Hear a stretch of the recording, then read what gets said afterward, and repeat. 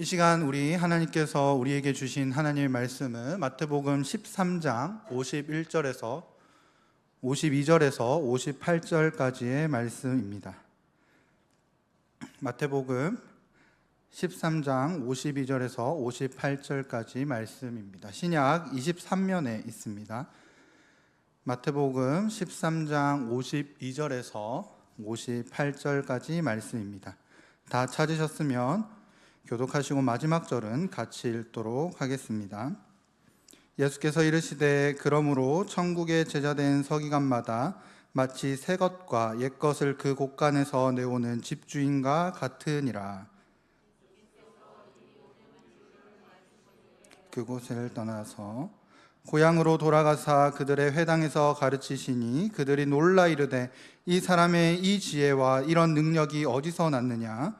이는 그 목수의 아들이 아니냐? 그 어머니는 마리아, 그 형제들은 야고보, 요셉, 시몬, 유다라 하지 않느냐? 그 누이들은 다 우리와 함께 있지 아니하냐? 그런즉 이 사람의 이 모든 것이 어디서 났느냐 하고 예수를 배척한지라. 예수께서 그들에게 말씀하시되 선지자가 자기 고향과 자기 집 외에서는 존경을 받지 않음이 없느니라 하시고, 같이 읽겠습니다. 그들이 믿지 않음으로 말미암아 거기서 많은 능력을 행하지 아니하시니라. 아멘. 우리 사랑하는 성도님들, 설 연휴 잘 마무리하셨습니까? 오늘 이 자리에 오신 것을 너무나도 환영하고 축복합니다.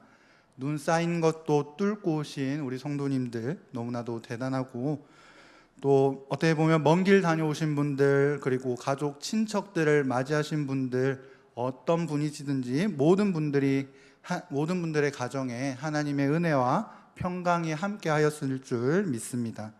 더 나아가 주말과 주일 마무리까지 온전히 감당할 수 있기를 소망합니다.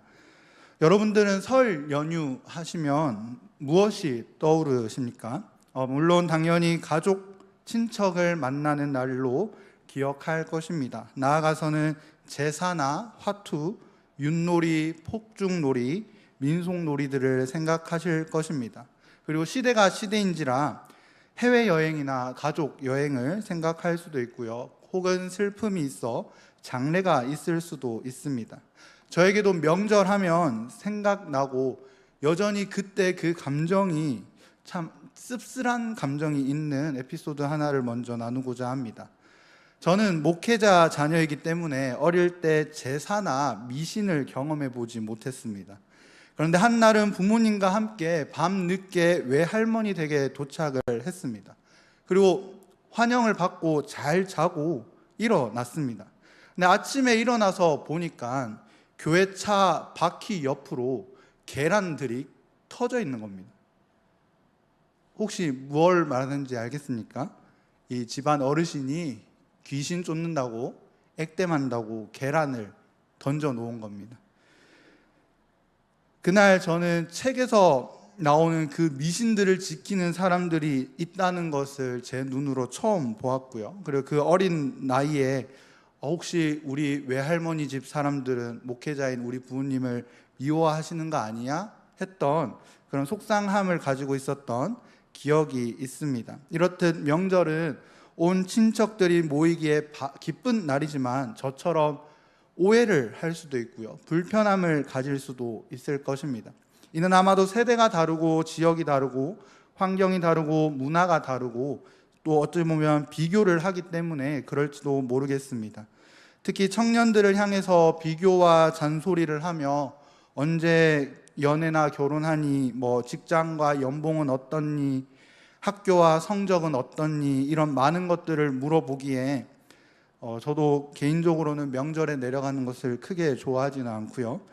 어른들은 또 지역과 지역의 차이, 세대와 세대 간의 갈등, 집안과 집안끼리의 갈등, 종교의 갈등, 가정 문화의 차이, 많은 문제들로 분명히 혈육으로 엮여있는 가까운 사람들임에도 불구하고 너무나도 마음이 멀어 배척하기도 합니다.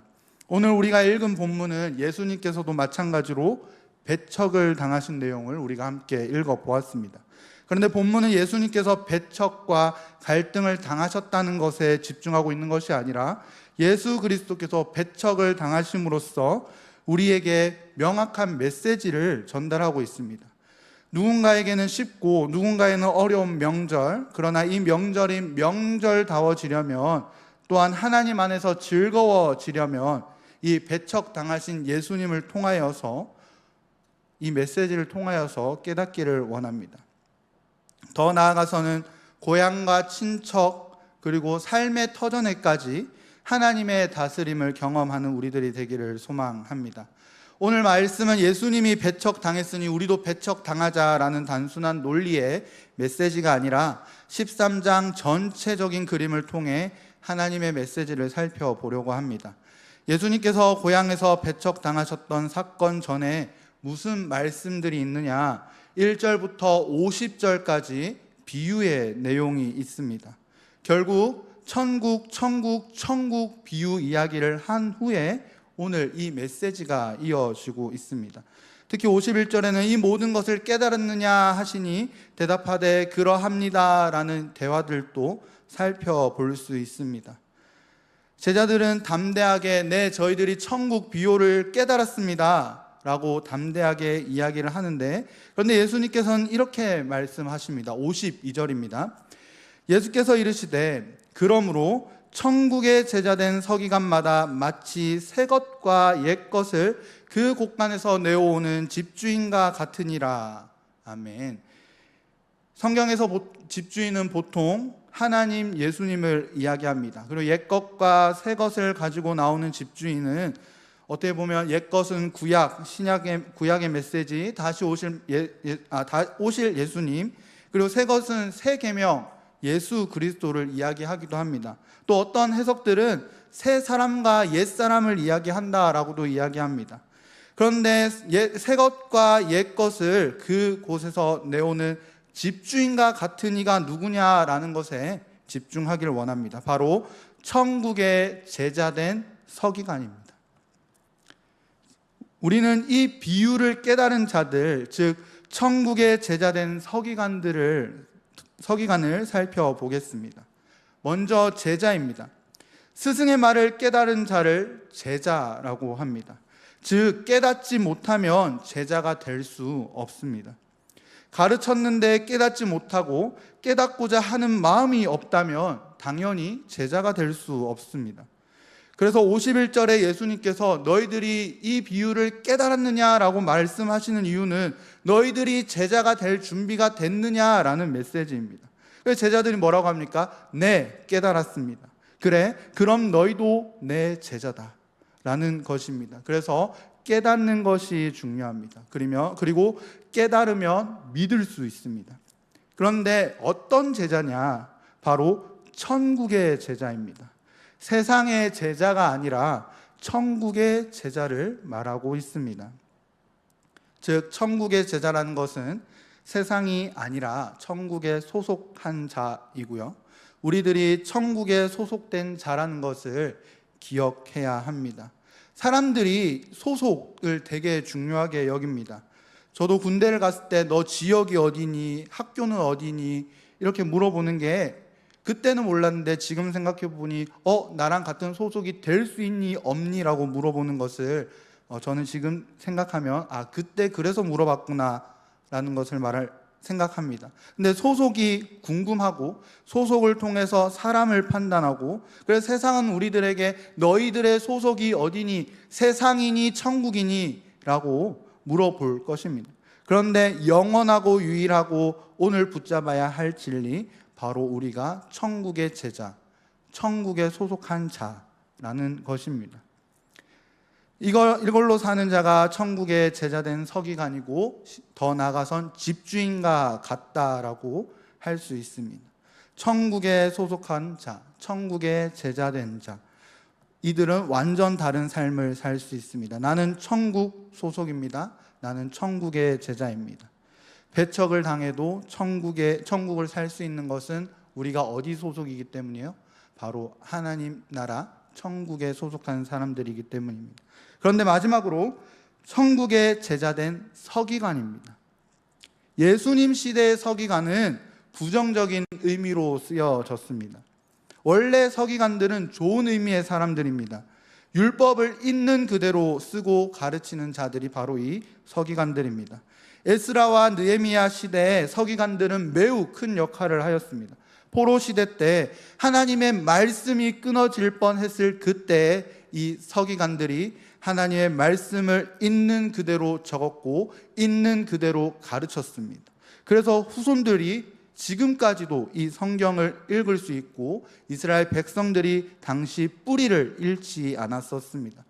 그래서 서기관은 너무나도 아름다운 역할을 감당했었습니다. 그런데 이들에게 권력이 생기고 힘이 생기고 더 이상 말씀을 쓰는 것, 말씀을 가르치는 것을 귀찮아 여길 그 예수님 시대 그때 힘을 발휘하려고 하고 권력을 가지려고 하니 이 서기관들의 그룹이 변질되었습니다. 하지만 예수님은 변질된 서기관을 말씀하고 있는 것이 아니라 앞에 말씀했던 온전히 하나님의 말씀을 있는 그대로 적고 있는 그대로 말씀을 가르쳤던 그 서기관을 말씀하고 계십니다. 내 입맛에 맞는 것이 아니라 내 입맛에 맞추려고 노력하는 것이 아니라 우리에게 주어진 성경을 있는 그대로 받아들이는 자, 그 자들에게는 천국의 제자된 서기관이라고 부를 수 있습니다. 그리고 이어지는 내용이 바로 53절입니다. 53절을 읽어보겠습니다. 예수께서 이 모든 비유를 마치신 후에 그곳을 떠나서 만약 고향을 방문하고 배척당한 사건이 단순한 하나의 사건이고 앞의 내용과 관계가 없다면 이 예수님께서 고향을 가셨다, 배척을 당했다라는 것이 이 이야기가 나올 필요가 없습니다. 그런데 오늘 말씀은 의도적으로 모든 비유를 마치신 후에 고향을 가셨다는 것을 말하고 있습니다. 그리고 어떻게 하셨는지 보겠습니다. 54절, 고향으로 돌아가 그들에게 회당에서 가르치시니. 우리는 여기에서 고향이 베들레헴이 아니라 나사렛이라는 것을 다 알고 있습니다. 예수님께서 가족이 있는 나사렛으로 가셔서 회당에서 말씀을 가르치셨습니다.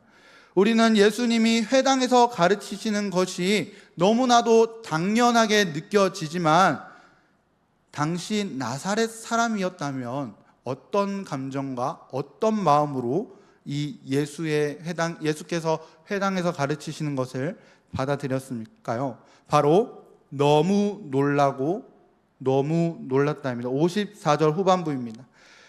그들이 놀라 이르되 이 사람의 이 지혜와 이런 능력이 어디서 났느냐. 이 말을 하는 것은 대단한데 이 뜻이 아니라 2, 3년 전까지는 분명히 우리와 함께 밥을 먹었고 우리와 함께 살았고 가끔 목수일을 요청하고 함께 지냈던 이 청년이 2년, 3년 어디 갔다 왔더니 갑자기 다른 이야기, 다른 말씀을 가르치기에 놀란 것입니다. 상식선에서 일어날 수 없는 일이고 오히려 거부 반응이 일어났습니다. 여기서 놀라서라는 단어는 한 대 맞았다라는 뜻입니다. 동네 이웃들에게는 예수가 가르쳤다는 것도 충격적인데 아마 예수님이 가르치신 참 진리의 내용이 자신들이 믿고 있는 말씀과 너무나도 달라서 이 능력과 이 지혜가 어디서 났느냐 말하는 겁니다. 이들이 놀란 나머지 어떻게 이야기하냐. 54절에서 56절까지 총 5번의 부정적인 이야기를 하는데 54절 후반부에는 어디서 났느냐라고 이미 이야기했고 55절에는 이는 그 목수의 아들이 아니냐, 그 어머니 마리아와 그 형제들은 야고보, 요셉, 시몬, 유다라 하지 않느냐. 여기서도 벌써 아니냐, 하지 않느냐라고 부정적인 표현을 합니다. 56절에서는 그 누이들은 다 우리와 함께 있지 아니하냐, 그런즉 이 사람의 이 모든 것이 어디서 났느냐 하고 여기서도 있지 아니하냐, 어디서 났느냐라며 계속적으로 부정적인 말을 하고 있습니다. 즉 이웃들은 회당에서 가르치신 이 예수님을 거부하고 부정하고 있는 것입니다. 예수님의 가르침을 이해하고 진리로 받아들였다면 모르겠지만 이들은 예수님의 가르침을 이해하지도 못했고 이상하다 생각했고 보기 듣고 싶지 않아 했었습니다. 성경이어서 이렇게 이쁜 말로 포장했겠지만 아마도 유혹까지도 뱉었을지도 모릅니다. 왜냐하면 이들은 예수와 함께 자라왔었고 예수님과 함께 배워왔었고 예수님과 함께 살아왔습니다. 그런데 갑자기 이 예수라는 청년이 나갔다 오더니 정상적이지 않은 것처럼 보이고 이해가 되지도 않고 똑같은 걸 배웠기에 똑같은 걸 이야기해야 하는데 그러지 않는다는 것입니다. 그래서 이 고향 사람들이 무엇이라 말을 하냐면 57절입니다. 예수를 배척한지라. 예수께서 그들에게 말씀하시되 선지자가 자기 고향과 자기 집 외에서는 존경을 받지 않음이 없느니라 하시고, 이들은 결국 예수님을 배척하였습니다. 여기서의 배척은 헬라어로 스캔달리조입니다. 스캔달리조 이 말만 들으면 영어 단어가 하나가 자연스럽게 생각이 나는데요, 바로 스캔들입니다.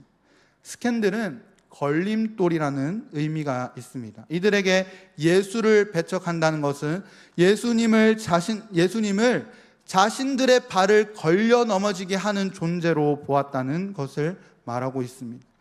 예수님께서 오셔서 가르치고 능력과 지혜를 보여주고 있는데 예수님의 가르침이 이들의 마음에 걸림돌이라 여기고 있었다는 겁니다. 우린 이들의 마음을 살펴볼 수 있어야 합니다. 자신들의 평온한 삶에서 우리와 함께 있던 자, 곧 예수가 와서 자신의 삶을 걸려 넘어지게 하는 것을 용납하지 않았습니다. 그래서 이 예수님의 가르침 때문에 자신들의 삶이, 자신들의 패턴이 무너질까 두려움이 생겼습니다. 그래서 예수님을 미워하고 있습니다. 놀랍지 않습니까? 한 청년이 와서 가르치는 진리가 지혜도 있고 능력도 있다라고 말은 하는데 자신의 걸림돌이라 여기고 두려워하고 배척한다는 것은 너무나도 놀라운 일입니다. 왜냐하면 이들의 이 모습이 우리와도 다를 바 없기 때문입니다. 우리의 삶도 마찬가지입니다. 예수를 믿는다라며 살아가지만 더 뜨거워질까 봐 걱정하기도 하고, 내 삶과 내 신앙생활의 밸런스를 완벽하게 잡았는데 마음이 더 뜨거워져서 혹은 성령 충만하여져서 교회 생활을 더 열심히 하면 어떡하지 하는 두려움으로 신앙생활을 열심히 하지 않을 때도 있습니다. 더 강한 믿음이 생길까 봐 성경 읽기도 하지 않는 우리들을 볼 수도 있습니다. 내가 세운 내 세상 속에 예수가 들어옴으로써 예수를 믿는 것이 오히려 불편해지고 내 행복이 사라질 것 같고 더 번거로워질 것 같은 마음이 들어서 예수님의 말씀을 걸림돌로 보고 있지는 않으십니까? 예수님은 생명을 다하고 피를 흘리신 분이라 할지라도 예수님이 나의 삶 가운데 방해가 되고 거추장스럽다면 우리는 언제든지 이 진리를 밀어냅니다. 더 나아가 내 나이가 어떤데 어린데 많은데 하면서 말씀 읽는 것도 열심히 하지 않고 하나님과의 관계 맺는 것도 열심히 하지 않는 우리의 모습을 보기도 합니다. 즉 우리는 말씀 묵상 또는 큐티 훈련을 의지적으로 본능적으로 멀리하려고만 합니다. 말씀대로 열심히 살면 뭔가 내가 교회 생활을 좀 더 해야 될 것 같아서, 불편하고 포기해야만 할 것 같아서 라는 마음의 두려움이 생겨 열심을 하지도 않습니다. 진리가 내 삶을 침해하고 행복이 사라지고 평온이 깨질 것 같아 하나님 믿는 것을 두려워할 때도 있습니다.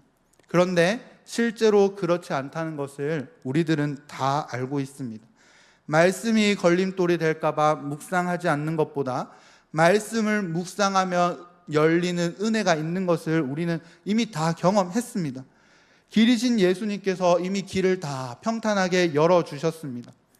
예수님을 믿었지만 이 말씀대로 살아가는 삶을 살기 전에는 스캔들, 걸려 넘어질 것 같아 보이지만 우리가 추구하고 있는 행복과 자유와 기쁨이 돈과 권력과 명예와 환경으로부터 오는 것이 아니라 예수를 믿어 온전히 믿을 때 예수로만 채워진다는 것을 우리는 분명히 알고 있습니다. 실제로 예수님은 우리의 걸림돌이 되지 않고 오히려 우리의 영혼은 예수님의 진리를 갈망하는 줄 믿습니다. 오직 한 분밖에 없다는 진리를 발견하는 은혜를 갖기를 간절히 소망합니다. 끝내 자꾸 정신 못 차리고 거꾸로 환경 보고 내 행복이 어디서 오고 계속 이렇게 방황을 하면 믿는 자라 할지라도 헷갈릴 수밖에 없습니다. 분명하게 붙잡아야 할 것은 예수님이 진리요, 기쁨이요, 복이요, 평안함이요, 평탄함인 줄 믿습니다. 내가 진짜로 원하고 바라는 것은 오직 예수 그리스도입니다. 또한 말씀이 나의 삶의 걸림돌이 되는 것과 함께 예수님을 바라보는 이웃들처럼 나의 옛 모습을 알고 있는 사람들이 나의 변화된 모습이 드러나는 게 불편해져서, 혹은 나의 변한 모습을 보면서 너는 옛날에 이랬는데 하며 손가락질하는 것이 두려워서 담대함을 갖지 못한다면 우리에겐 또 다른 아픔이 생길 수밖에 없습니다. 사람들은 자꾸 고향 사람들처럼 이야기할 것입니다. 너가 변했다고? 너가 예수를 믿는다고? 너가 예수를 믿어서 변했다고?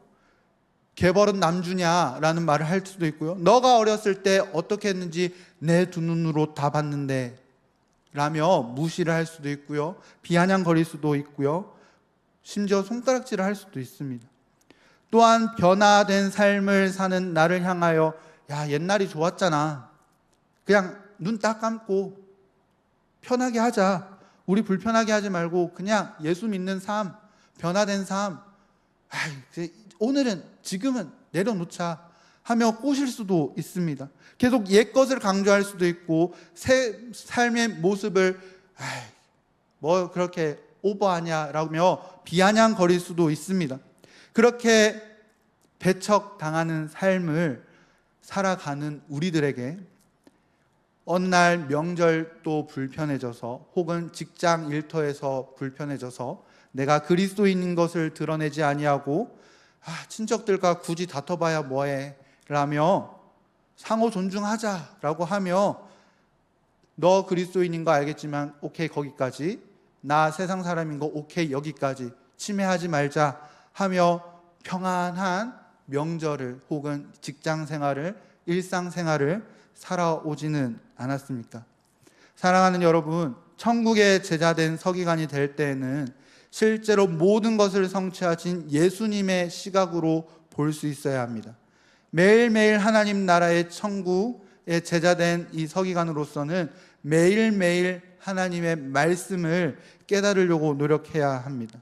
그러면 예수님이 걸림돌이 아니고, 변화된 내 삶이 걸림돌이 아니고, 세상 사람들이 바라보는 눈꼬리가 걸림돌이 되는 것이 아니라 오직 예수 그리스도만 믿을 수 있을 줄 믿습니다.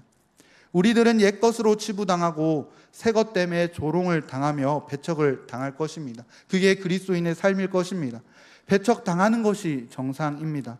그러나 우리를 배척하는 이들을 향하여 배척을 해서는 안 됩니다. 나를 향해 누군가는 욕을 해도 우리는 욕하지 말아야 합니다. 상대가 지역이나 정치나 나이나 세대나 종교나 가치관이나 문화로 밀어낼 때, 그럼에도 불구하고 우리는 그 사람을 품어야 합니다.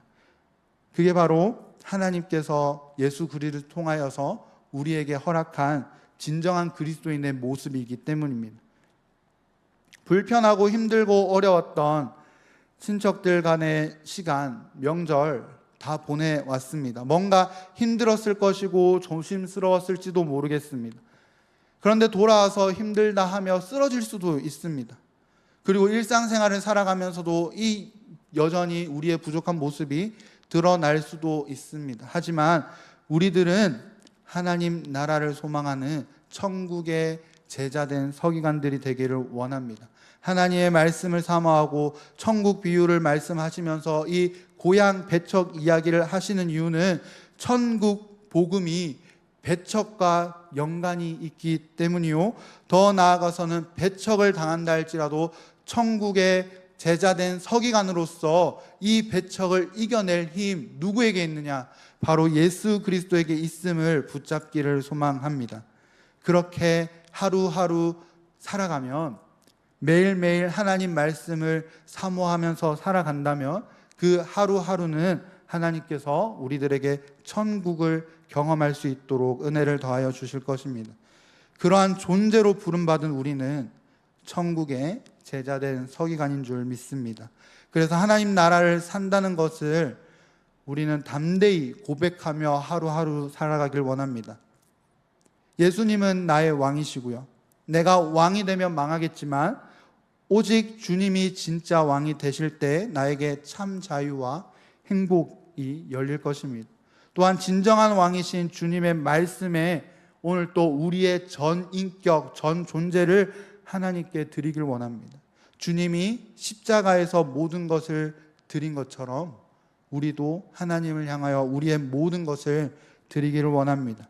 그리하여서 오늘은 예수님을 통하여 배척을 당하였다 할지라도 예수님은 배척을 넘어 죽임 당하셨기에, 십자가에서 배척이 아닌 죽음까지 당하셨기에 이 배척 당하는 우리의 마음 당연히 알고 계시고 영원한 생명을 우리에게 허락해 주셨습니다.